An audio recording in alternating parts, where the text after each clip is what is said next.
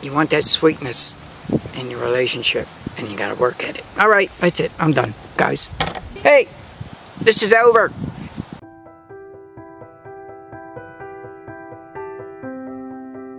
Hi guys.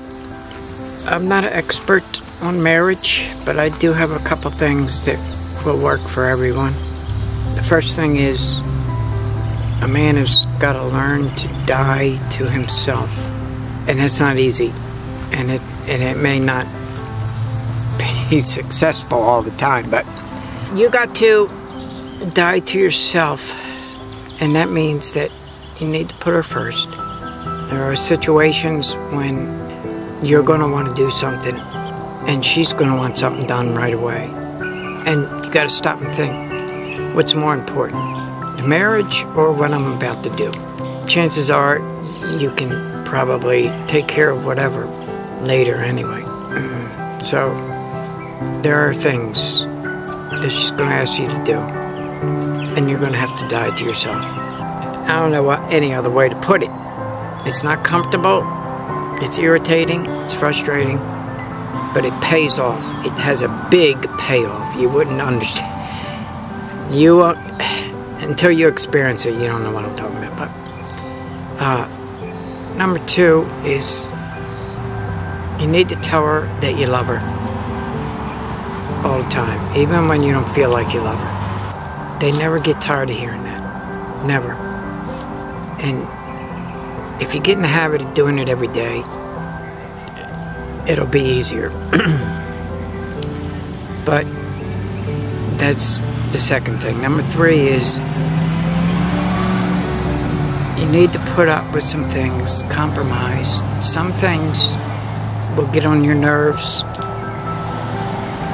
Little things, like putting the milk back in the refrigerator with the handle sticking out instead of inward.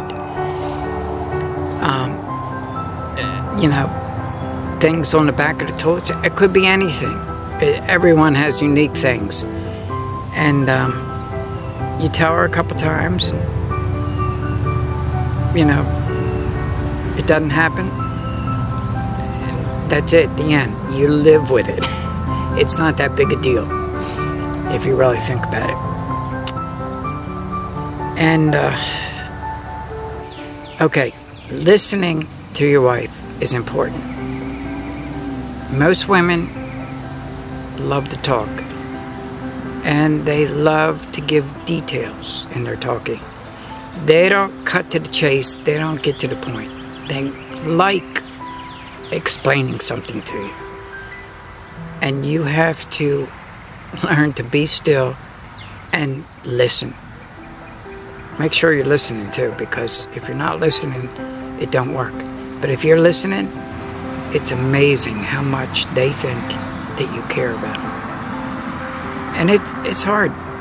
It is hard, especially certain times when you're feeling not so good or whatever. But it's an amazing thing to listen. They eat it up. You'll see. But those are 4 things that will really help a marriage to be good. Marriage can be really good. Really good. Not all the time. No marriage is good all the time. You'll have your arguments.